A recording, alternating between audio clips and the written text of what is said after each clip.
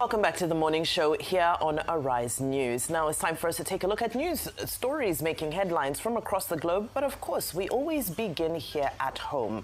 As the National Secretary of the All Progressives Congress, Senator Ajibola Basiru, has called on the Minister of the Federal Capital Territory, Nyesom Wike, to immediately resign and face his quote-unquote obsession with the politics of Rivers State. Basiru was reacting to a reported tirade against him by the FCT Minister following his position that all members of the party must accord any sitting governor his due respect and that governors remain the leaders of the party in their states. The APC Secretary said it is shocking that this should elicit the response from the FCT Minister. He described as a cheap blackmail Wike's reference to a certain 600 billion naira largesse in River State for which he, Basiru, and other APC leaders are allegedly scrambling. Basiru said Wike is not a member of the APC and so lacks the locus to dabble into the affairs of the party. He asserted that his position on the affairs of River State cannot be an undue interference in the affairs of River State. However, the Minister of the Federal Capital Territory, Nyesom Wike, has warned the APC National Secretary, that's Senator Ajibola Basiru, to stay out of River State politics, saying the state is a no-go area for political interference. Speaking during his thank you visit to Oyibo LGA, Wike cautioned that Rivers' support for President Bola Tinubu should not be taken for granted, warning that anyone who meddles in the state's affairs should be ready to face the consequences. Let me warn those who come to Rivers State because you have had about 600 billion. You come here, you collect, and you open your mouth, you talk anyhow.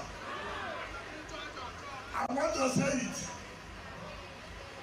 You know, when you abuse something for the interest of everybody, some people will come out to make sure this don't work.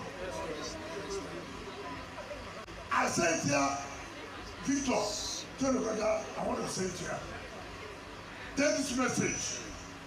Tell your National Secretary, leave Rivers State alone. Leave Rivers State alone. Go and ask those who have tried it before. Go and ask those who have tried it before.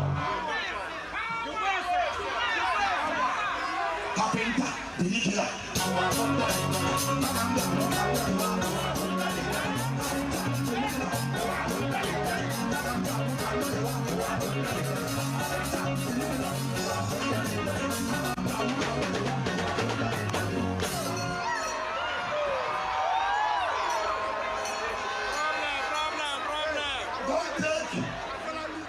Don't take our support from Mr. President for granted.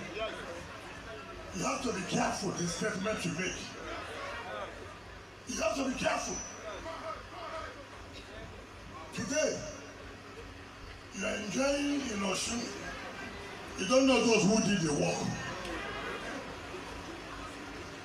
You open your mouth to talk about River State. Anything you see, take it.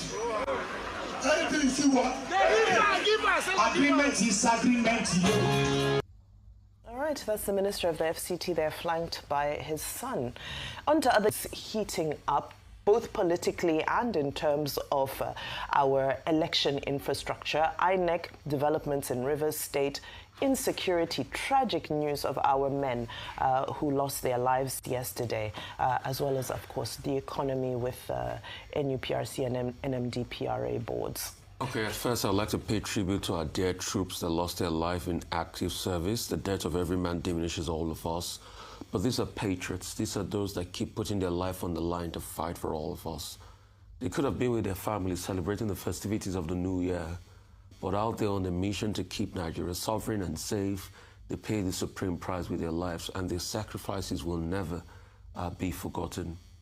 But I also quickly want to add another story that hurts my heart, and it's based on a reporting by Daily Trust about what happened in Niger yesterday.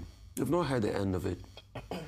The president did say, let's go after those that perpetrated that heinous act, what happened in Niger. Stories are beginning to emerge that the death toll was not even 30, it was more than 30. Some are saying 45, some are saying 60.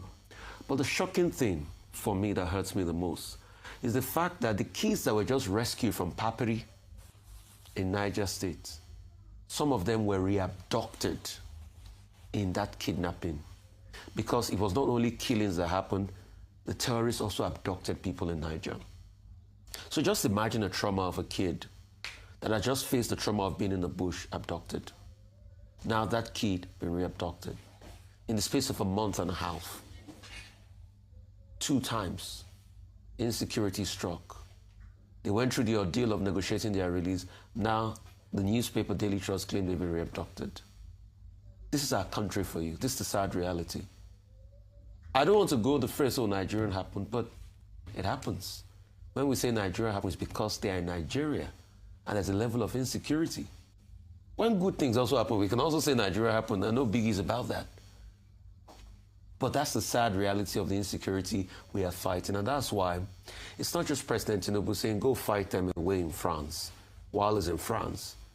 It's about him doing something about this insecurity. It's lasted for too long. As regards Wike, I see the reason for his reaction. Give it to President Tinubu. That man is a master strategist. Like I was saying the other day when Mr. Tonya Cole was here, I said the reason why when Minister Wike wanted to impeach Fubara, President Tinubu intervened and probably gave him a leeway was so that he will have options. And his options have come home. So now, Fubara has joined the APC. The APC top apparatchik have closed rank with him. You can see the chairman of the party saying the other day that he's our man. Then Bolaji Basiru is saying, Wike, you're not even a member of the APC. And you see that's why politicians will be careful. When Wike was going at people in his own party, did he forget that at some point in the APC they would tell him you're not a member of the APC? Because Fubara has joined the APC. And President Tinubu has played him out in the game. Guess what? Unknowingly, after he got the Supreme Court ruling that they did the local government elections again last year, he went to put most of the local government chairmen as APC members.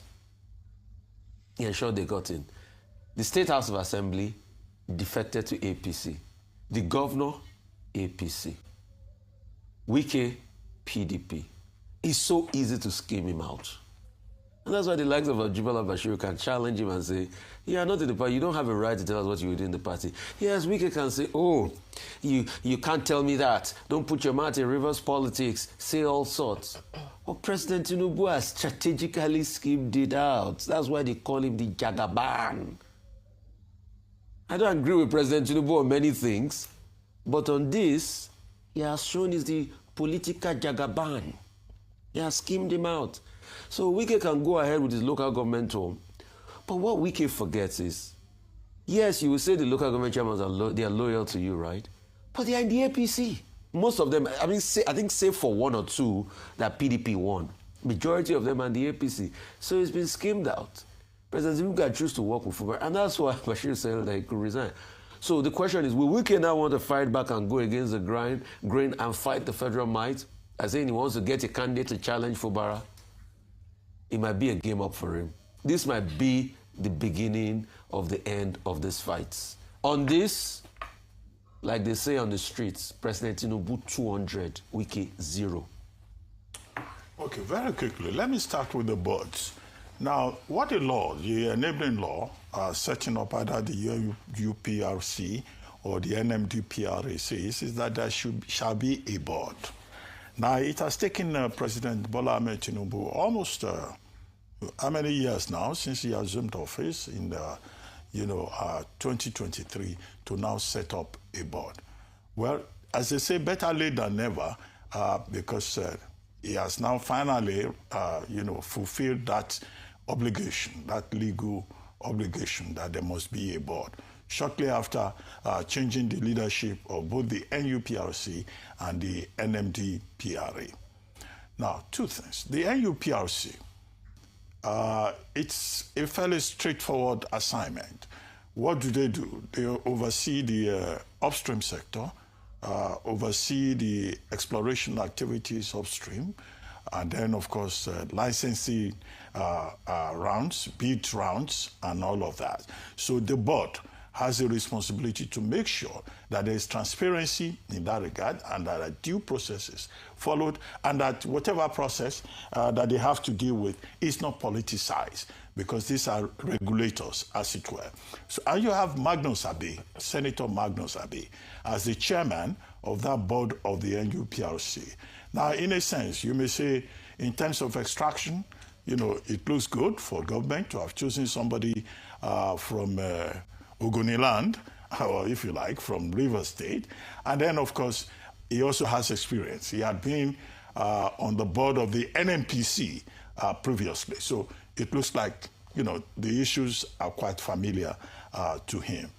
Now, as for the NMDPRA, there's a lot of more work there, because the NMDPRA that is responsible for the midstream and the downstream will be dealing with refining, we'll be dealing with storage, we'll be dealing with distribution, we'll be dealing with quality, ensuring that the quality of products is in order and reliable and for the benefit of Nigeria.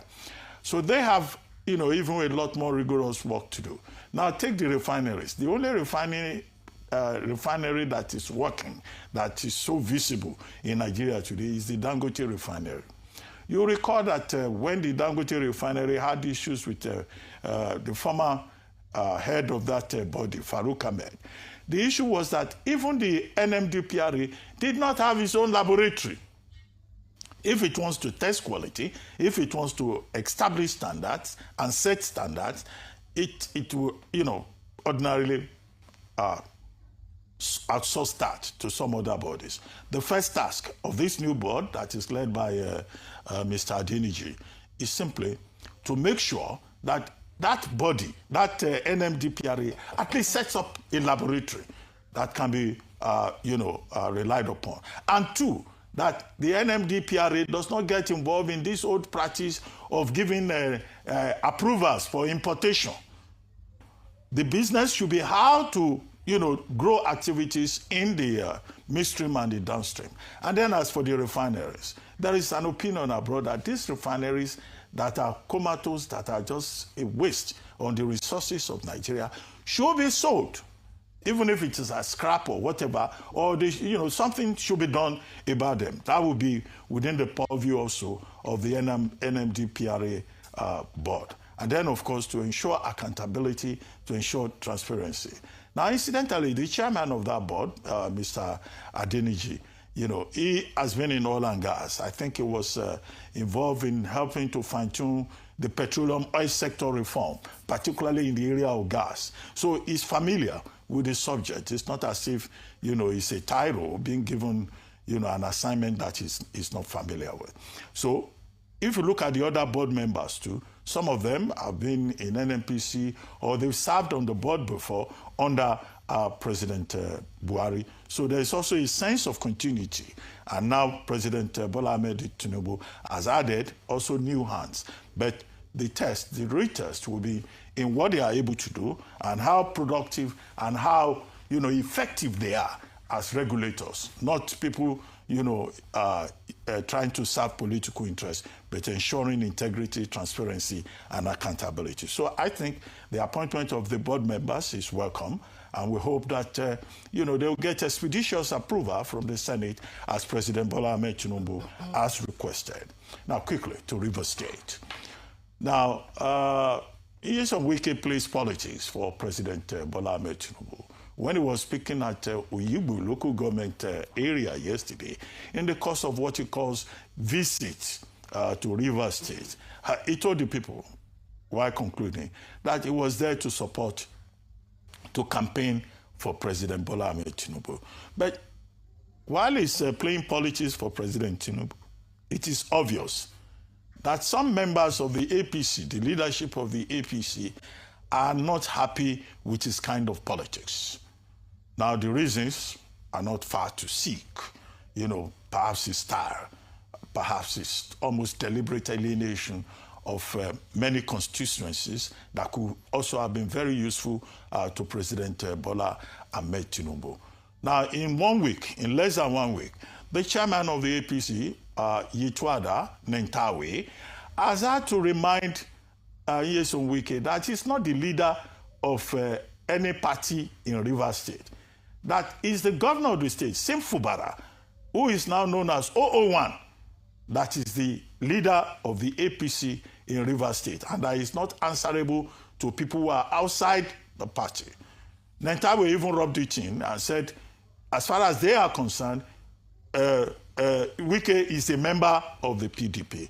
Now, Senator Ajibola Basiru, who is the National Secretary of the party, also more or less rubbed it in and said the man that they recognize in the APC is Sim Fubara.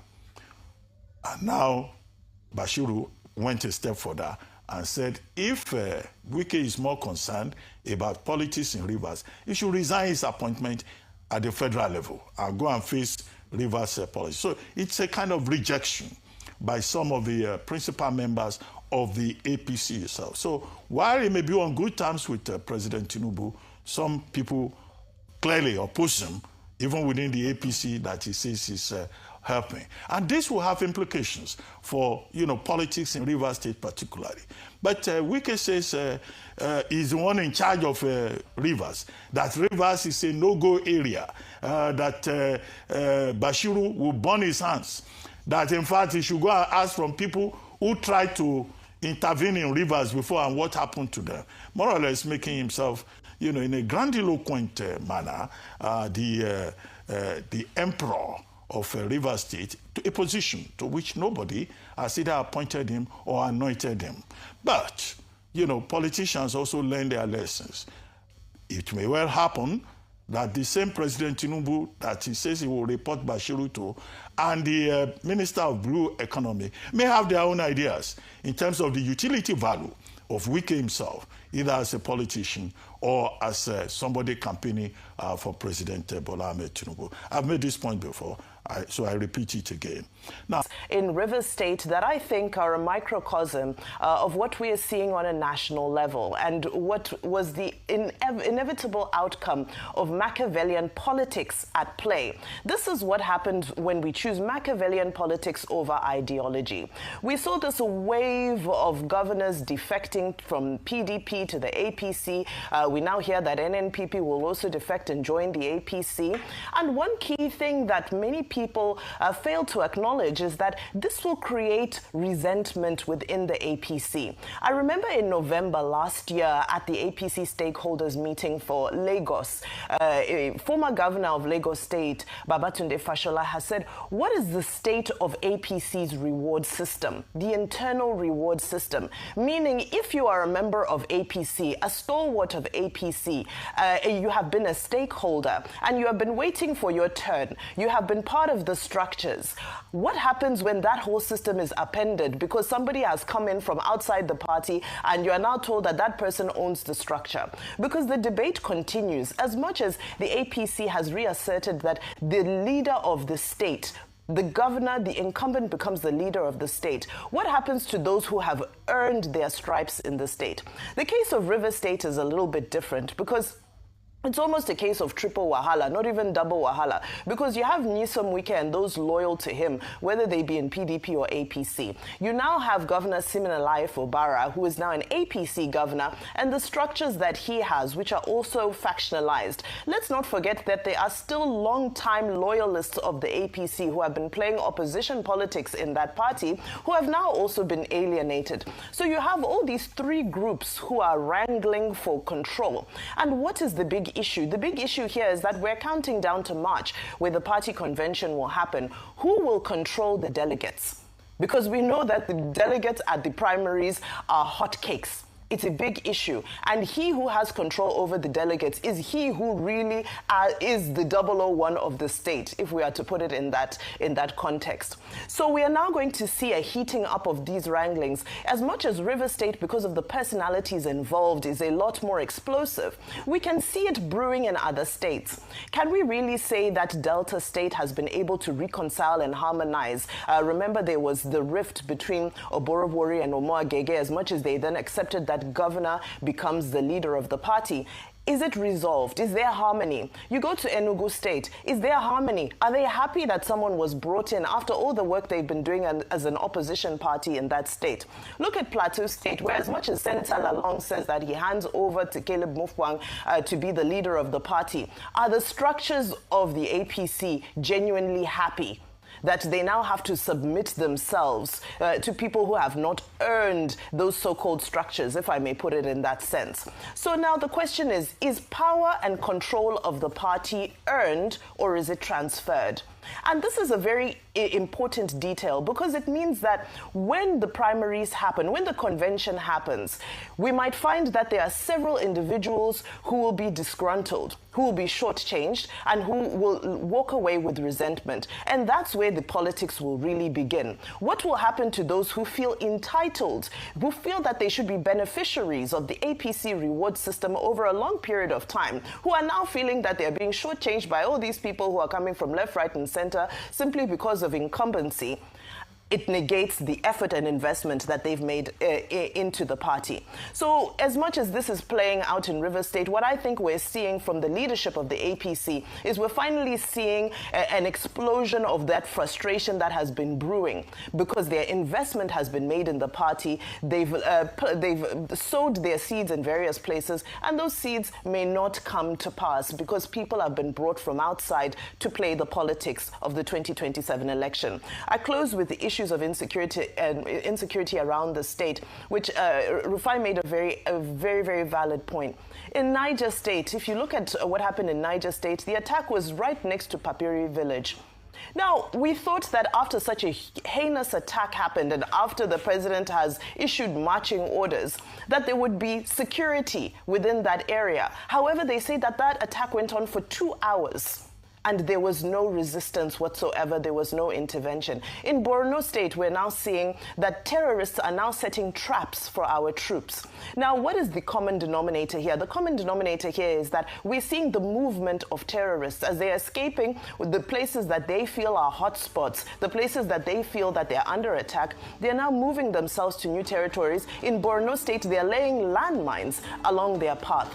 We've reached a new level of this war, and I do hope that the commander-in-chief will be on ground, will put his own boots on ground very soon, because things are getting unnecessarily heated up.